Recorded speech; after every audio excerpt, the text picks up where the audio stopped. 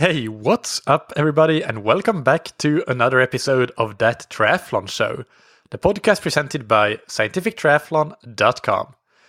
I'm your host, Michael, and this episode is Q&A number 4, where we will talk about stretching post-exercise, the best-kept triathlon cross-training secret, and lactate testing. But before getting into those questions, let us thank our sponsors. First, we have Precision Hydration. I was listening to the very good Trainer Road podcast from Kona, where they did several episodes where they interviewed age groupers that were about to race in the Ironman World Championships. And one thing that stood out was that all of these age groupers were really dialed in with their nutrition and hydration. And several of them, when talking about hydration, mentioned that Precision Hydration is where, first of all, where they learned about their sweat rate and their sweat sodium content, but also that was the actual product that they used. And you can do the same thing. Either you can go to a Precision Hydration sweat test center and get really exact and accurate about your sweat testing, or you can just take their free online sweat test on precisionhydration.com that I linked to in the episode description. You'll answer a few quick questions, very qualitative questions that you don't need to measure or test anything for, and you'll get a very good ballpark estimate for how much you sweat and lose in terms of sodium in your sweat. And if you want to try their product, you can get your first box for free with the promo code THATTRIATHLONSHOW, all one word, all caps. And thank you to Stack, that is the company behind the world's quietest indoor bike trainers. They do this because they don't have a flywheel to provide resistance. They use magnets instead to provide the resistance to the wheel. And one other benefit of not having a flywheel is that it's quite bulky. So the Stack Zero, it actually folds very flat. And when stuffed, it is only 3 inches tall. So it can even fit into a checked baggage or even a large backpack. So it's quite portable. And another thing to mention is that in a recent article that I saw on bicycling.com, the Stack Zero Halcyon, their new smart trainer version, it was one of only 2 bike trainers from this year to make the list for the newest and coolest gear in the fall of 2018. So you can check that out on bicycling.com, and you can check out all the Stack Zero trainers on stackzero.com and use the promo code TTS20 to get 20% off any of their trainer models. All right, so let's get into today's questions. The first one is from Pablo Antonio Garcia in Chile. So that's great to get a South American question coming in. Pablo writes, "Hi Michael, your Q&A podcasts are very informative. Here are a few questions you may find interesting. 1. What is your take on stretching post-workouts? It seems to be absent from your podcasts. How would they differ between types of workouts?" So let's start with that question first. There was a review article that was published in 2017 in the journal Research in Sports Medicine, and the article was called "Impact of Stretching on the Performance and Injury Risk of Long-Distance Runners." It was an Australian review by Baxter and colleagues. I'll link to it in the episode description. And I think, to my knowledge, it's the latest review article on the topic of stretching in terms of performance and injury risk. And of course, this is just runners, but to a big extent, you can extrapolate to triathletes, although not necessarily completely. But their conclusion is actually very good, so I'll just read the conclusion from that study. And it reads, "In conclusion, the literature suggests that stretching poses no significant advantage to endurance runners. Acute stretching can reduce running economy and performance for up to an hour by diminishing the muscular tenderness, stiffness, and elastic energy potential. Chronic stretching," so let me cut in here. Chronic stretching is what you would do, for example, by stretching post-exercise. Chronic stretching additionally appears to have no advantageous effects. In regards to delayed onset muscle soreness, it has been reported consistently in the literature that stretching cannot reduce its longevity or intensity. In relation to injury risk, stretching shows little significance for endurance runners to chronic injury. Endurance athletes are at high risk of overuse injuries such as iliotibial band syndrome, stress fractures, and plantar fasciitis, and literature suggests that stretching cannot reduce the prevalence of these injuries. It appears stretching may hold significance for certain exercise disciplines. However, it can be concluded that it holds no advantage for endurance runners and is not the solution to improving performance or reducing injury prevalence. So that's the take, and I think by and large this holds true for triathletes as well. But what this paper and this review doesn't really go into is the impact that chronic stretching, so stretching whenever really, not necessarily post-exercise, can have on improved flexibility, range of motion, and what impact that can have on performance.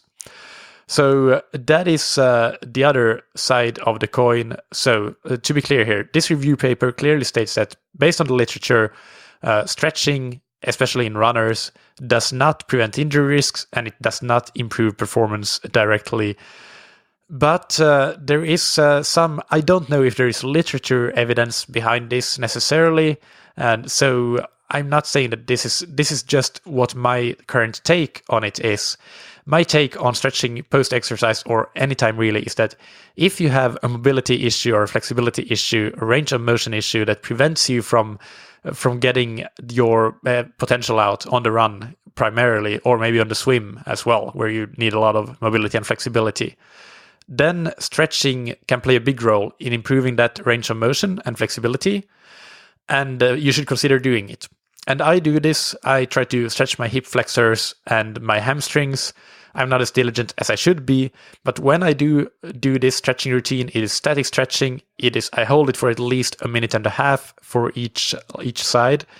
And I tend to do this post-exercise, and especially post-low intensity exercise. So that answers your question, because I think that although I don't know if there exists strong evidence, my intuitive belief is that it makes no sense to stretch after a really hard workout where you have actually caused muscle damage.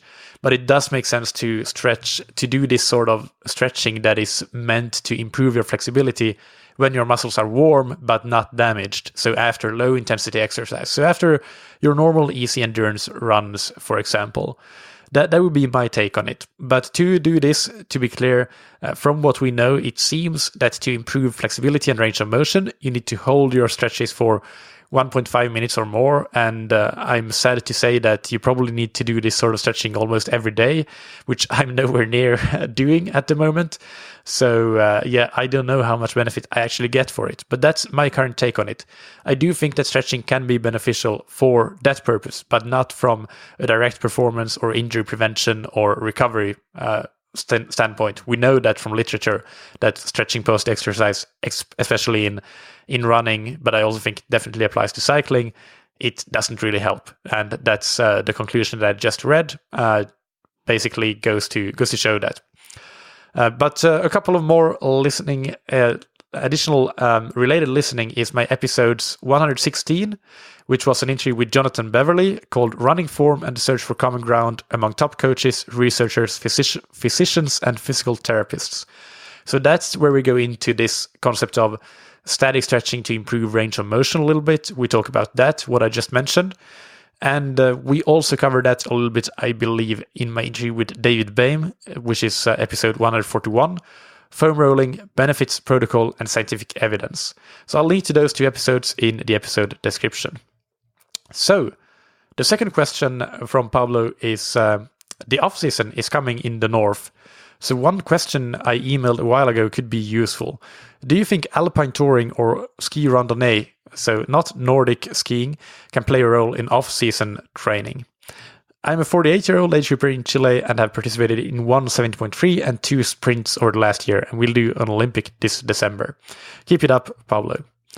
All right, so alpine touring, ski randonnée, that's such a brilliant sport. I haven't really done much of it. I have only done it once, I think, I would say. If that, it doesn't, probably actually what I did wasn't really quite alpine touring or ski touring, but something quite close to it. So mountaineering and then skiing down a glacier sort of thing. Anyway, I love skiing, both in piste and off piste, and also Nordic skiing or cross country skiing. And I do love things like trail running, so I know that when my triathlon career is over, I will get more into adventurous sports, and ski touring is something that I want to do a lot. My sister does it quite a bit, and she's really into it. She also loves nature and that sort of thing. So I'm waiting for it, and I'm eagerly waiting for the time when I will start doing that. But anyway, so I'm somebody who has dabbled a bit in ultra running, and I've also coached a few ultra runners. So especially a couple of years ago, I was following the elite ultra running scene and trail running scene really, really closely. And one thing that kept standing out to me is that so many of the world's best ultra runners, the very best in the world, they use ski touring and ski randonnées, and sometimes exclusively for months and months and months during winter as their only training. They don't run. And then they run for a week or two. They show up to the first really big spring race, which is usually Transvolcania in the Canary Islands, and they completely crush it. And the best example perhaps is Kilian Jornet, who many may be familiar with. He's the guy who crazy talent, but also crazy training regime. He ran up Mount Everest. He's just the trail running god, the mountain running god. Although he doesn't consider himself a trail runner, he's really a mountaineer and mountain adventurer. But he's one example, and Emily Forsberg, who's or was at least perhaps the top female trail and ultra runner, was another example of doing only this kind of ski touring and ski mountaineering in the off season in the winter, and then they run for a week or two, and then they win and crush all the races when the running season shows up. And so that's one example of how it's running. It's not triathlon. It's not exactly the same, but you can keep your aerobic fitness so well. Like you can keep everything of your aerobic fitness with that sort of thing, and even some of the muscular fitness apparently, because you wouldn't be able to win those races if you lost all your muscular endurance. So for running, at least, ski touring and ski randonnées seems to be super beneficial as cross training. I think that probably you can actually improve your aerobic fitness because it's an entire body workout. You work your arms, your upper body a lot as well. So you can potentially even see some improvements in things like VO2 max if you do also some intense ski touring, and you keep all your base fitness, and then you lose a little bit of the running and definitely cycling muscular endurance if you do exclusively ski touring, of course. But this is the extreme example of those ultra runners. If you do less running and less cycling than you usually do in winter, and supplement with ski touring, then I think you get the best of both worlds. You get some cross training. You get a bit of a break from as much running and cycling as you used to, which can help prevent injuries and mental burnout. But you can still keep your fitness at the same level, both the aerobic part, of course, but also the muscular endurance part, since you do some running and some cycling still, but then you do more of that ski touring in the winter. So I think that, yes, you can absolutely do ski touring. I think that Daniela Ryf is in triathlon somebody who does a lot of cross-country skiing, which is also equally a great cross-training supplement that I give to some of my athletes in those sorts of climates. You may be familiar that cross-country skiers tend to be the athletic population that have among the highest VO2 max numbers measured in the world. Kilian Jornet, again, is another one. He's in the 90s, close to 95 almost, I think.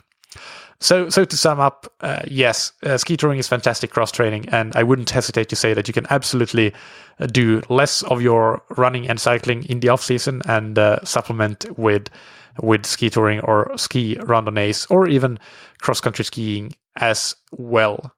And I'd go as far as saying that it can be potentially better to replace some of your triathlon training with this type of cross-training for a while. That's how effective it can be, because it will give you that rest from the constant stress of cycling and running, the monotony of always doing that, but you will be able to keep that fitness. And if you do some of it to keep the muscular endurance going, and then you do the ski touring to keep your aerobic fitness and even potentially improve that. So that's Pablo's question. Thank you so much for your question, Pablo. All right, the final question is by Tom Browder. He asks, is it worth doing a lactate test in addition to field tests? So that's a great question. And first of all, I want to direct all of you to an in-depth episode on the topic, which is episode 79, which is an interview with Alan Cousins, and it's called To Lab Test or Not to Lab Test. So a few thoughts here. It can definitely be worthwhile. And in case you're not aware, it's even possible to buy a lactate test kit and do it yourself, and maybe test with a friend. So you can do it yourself and you can do it in the field, which can potentially be particularly useful.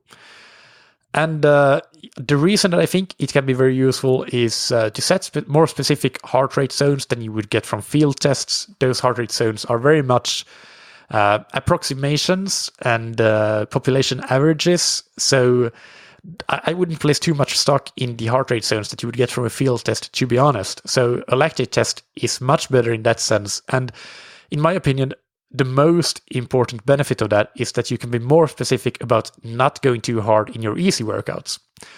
So for example, let's talk about the bike, and you assume you have a power meter. Let's say you do your easy rides in the Andy Coggan bike power zone 2. So you may actually, if you are at the higher end of zone 2, you may be going above your individual aerobic threshold, even though the idea is to be at or below the aerobic threshold. So you're actually going too hard for a low intensity workout, even if you practice discipline control and stick to your zone 2, your power zone 2. But you never know, because there is individual variance. So you may be above your aerobic threshold, and a lactate test can help you test that. And of course, your power at the aerobic threshold will change as the season progresses, but your heart rate will be more fixed. So that's one of the most useful benefits of the lactate test. There is a problem with lactate tests if you go to a lab and do it, and that is that if you primarily rely on pace or power zones, which I think many athletes should do, especially in their hard workouts. I don't think that you should rely on heart rate. If you can avoid it, I think you should go more on pace and power. But then in a lab, you have to run on a treadmill, and you have to ride on a bike, the lab stationary bike quite often. So with a different power meter than your own power meter. So the results that you would get in terms of pace zones and power zones can actually be incorrect, quite inaccurate, I would say, compared to what your outside running paces or bike power might be based on your field test. And I would go as far as saying that in some cases, I've coached athletes where they go and take a lab test and they come back to me with the zones and they do some workouts in those zones, and we can see from their data, both their heart rate and their power, etc., their RPE, that it's just totally off. They can't use those zones that they get from the lab. So it's like you read, and there are many reasons for this. Well, those things about being on a different bike, a different power meter is one reason. Running on a treadmill is different than running outside. So that's why I think a field lactate test can be better. The same actually if you can do a field bike test, like on a hill, for example. And getting that portable lactate testing kit can be useful. So there are definitely some problems. Another problem is that many labs try to make the ramp durations in their ramp test quite short to be able to squeeze in more athletes, which I understand because it's not an easy business economically to be in. But then it can really skew the accuracy of the tests if they go to 3-minute ramps instead of 5-minute ramps. So again, going back to that interview with Alan Cousins, he definitely recommends that you have to have 5-minute ramps in that lab test. Otherwise, it probably won't be as accurate as it should be. And I agree with that. I've seen lab test results where the ramps are 3 minutes, and it just makes no sense based on what I know about the athlete. So there are things, you can get very useful data from the lactate tests, but there are things to consider there, and there are some problems with it. And hypothetically, let's say that you do a lab test and you don't even use that information at all in training. I still think it can be valuable information and worth it, provided that you then repeat the same test and doing the same, controlling all the same variables. So doing it in the same lab, the same protocol, the same equipment. So let's say you do one test at the start of your training season again, when you start your build towards your summer key race, for example. And then you do it again as you get quite close to the race, maybe 3 or 4 weeks out. Then this gives you maybe a 3-month period, and you can see how you have responded to training. And that will give you tremendous insights into how well your training has been working. And this will then help you. It will be so valuable when you plan your next training block. So even if you don't use any training zones or anything like that from Lactate Test, I do think that there's tremendous value in that, provided that you repeat the test and can compare the two tests. Another thing to keep in mind is you asked about lactate testing, but I want to add to this that if you are to get into a lab to do testing, it might be worth it to combine that lactate test with an actual VO2 max test, where there is a metabolic cart involved. You have a respiratory mask that analyzes your respiration gas concentration, and then that way you can determine your VO2 max, your ventilatory thresholds, and also your carb and fat burning at various intensities. And this is very useful. All of this is useful, but especially if you're training for longer races, that metabolic information about how much carb and fat you're burning, that is massively beneficial, both for planning your race day nutrition, for planning your training, and also for planning your day-to-day nutrition.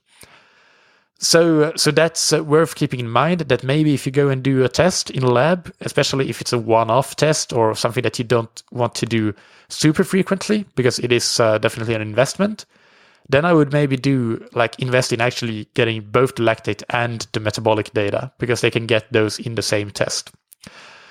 So your question is it worth getting a lactate test? And I will answer that it depends. It depends a lot on your goals and your ability. I do think that there is a good compromise between spending a lot of money and getting frequent test results would be to do 1 to 2 tests per year, preferably 2, and that would be a lactate and a metabolic test as prescribed above. So one would be quite early in your season when you start your base training, and the other would be probably towards once you have gone through a big chunk of training, and let's say you start your training, get back into base training, if you want to call it that, in January, and you have a key race at the end of August, then maybe you go in and test at the beginning of August or end of July or something like that. That gives you a solid 6-7 months of training, and you can see how you have responded to the training you've done, and that information is invaluable, really. However, of course, you have to weigh the benefits of this against the costs, and also, is it preventing you from making other investments? Of course, I'm a bit biased as a coach myself, but I 100% wouldn't do lab testing if it means that that's something that you do instead of getting a coach, because I don't think that it's anywhere near as beneficial. So it's data, and it can be useful, but it really depends on how you apply and use the data, how actionable it is. And you really need to be quite knowledgeable to make the best use of that data.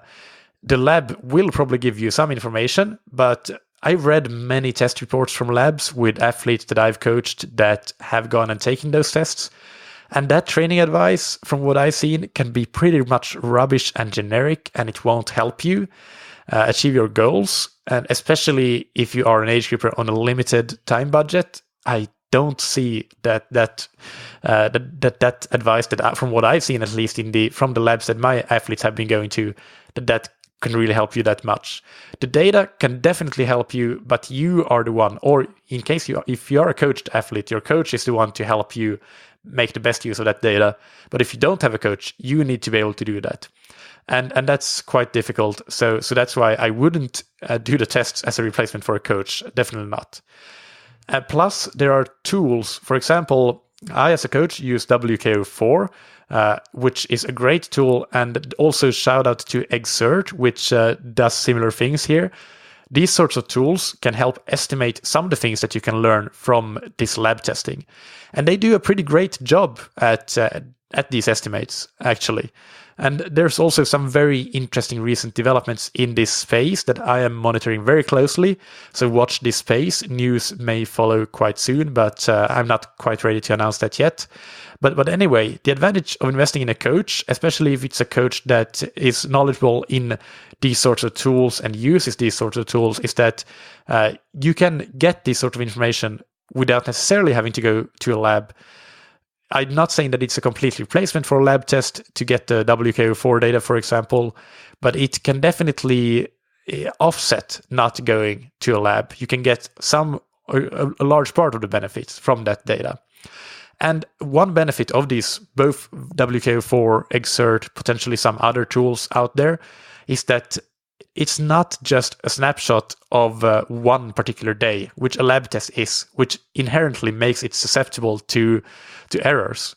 But these tools, they aggregate all your training data in their models, and that's just it just reduces that potential error a little bit. Of course, there are other errors instead in terms of it's modeling, it's not measuring, so that's a difference. So compared to direct measurements in the lab, but then again, if you are to choose between lab testing and investing in coaching, then these are the things that just it's important to be aware of, that there are ways to get by and get quite a lot of the information that you could get from a lab using these sorts of tools. But some additional disadvantages of tools like WKO4 and Exert that you also should be aware of is that they work with power, so you need to have power data, and they work very well with bike power, and in theory they should work with run power as well, and they might work very well with bike power, but personally I use them mostly with, or only really with bike power, so I'm not in a place where I can say give any comment on how accurate the run power side of their models are. For all I know, they could be very good, but I'm not sure. Like, for example, theoretically, I think that WKO4 uses the exact same model for bike power and run power, and I think that Exert probably does it too. So, although I'm not sure, Stephen, if you're listening to this, you may correct me, and you may send me any updates that you've been doing. Stephen Chung from Exert is who I'm talking about, for those listeners not aware. But anyway, so it works best with cycling, I think, at least for me as a coach. That's what I know that these tools work with, and that's where I feel confident that I can tell an athlete that based on this model, your threshold is roughly at X watts. So we know that, but I wouldn't feel quite as confident doing that sort of recommendation for running yet, just because I don't have that experience of using these tools with run power yet and not run pace. I know that Exert, they are working on heart rate. I don't remember exactly in what capacity, but I think that's another limitation of the tools, is that they don't give you those heart rate zones that I mentioned at the beginning of this question, that getting to know where your aerobic threshold heart rate is, for example, is really, really useful. I think that Exert is definitely working on adding these sorts of things to their models, which would be absolutely brilliant if that was added. So it's developing, definitely. But these are some things to consider. So to sum up, is it worth getting a lactate test? It depends a lot on your goals. If you want to push your boundaries and get the most out of yourself, then yes, it's worth it. But do make sure that you get as good data as possible. So that means getting those 5-minute duration ramps and not 3 minutes, for example. And try to get to do the test in a lab that allows you to use your own bike and power meter if possible. And I would also say do it at least once per year, but ideally twice at least. And it's worth doing the whole shebang with VO2 max and metabolic testing, not just lactate testing. That's my take on it. One more piece of related listening is actually coming up in episode, I want to say 154, I believe it will be. So in 2.5 weeks' time or so, I interview Arild Tveiten, who is the Norwegian national team triathlon coach. They are very scientific in their approach to training, use a lot of data, and their athletes do lab testing 6 times per year, which is a lot more than most elite level triathletes, actually. So they find great use for it. And if you have been following the ITU circuit, you see the results the Norwegians have been getting, and it seems to be paying off. In addition to those 6 lab tests per year, they do a lot of lactate testing in the field. I don't remember, but I think Adil said that they do like 2,000 lactate tests in the field per year, something crazy like that. So that goes to show that, yes, there is value to this, but you need to be able to use it right. The Norwegians have done a great job of using it right. If you have a coach, then doing these sorts of tests will be, the coach will be so grateful for you because you give them the tools to better coach you. I am very grateful to all my athletes that do these sorts of tests, and because it does give me additional insights. But it's an investment, and you need to weigh the pros against the cons and make sure that you get the most out of the investment that you make with some of these considerations that I've given you. All right, so that was a long answer to this short question, I think, but I do hope that you found this useful. And the first question as well from Pablo. Thank you to Pablo and Tom for your questions. If you have questions for an upcoming Q&A, send them to me on michael@scientifictriathlon.com. And before we go, big thank you to Stack for sponsoring this episode. You can find them on stackzero.com. That's all spelled out, and you can find it in the episode description. You can get your bike trainer, which is a revolutionary, super quiet or silent bike trainer. And you can get 20% off with the promo code TTS20 on stackzero.com. And thank you to Precision Hydration that you can find on precisionhydration.com. Click the link in the episode description to take your free online sweat test and get an individual hydration strategy for your training and racing. And get your first box of Precision Hydration product for free with the code THATTRIATHLONSHOW, all one word, all caps. Thank you, as always, for listening. Keep training smart and keep loving triathlon.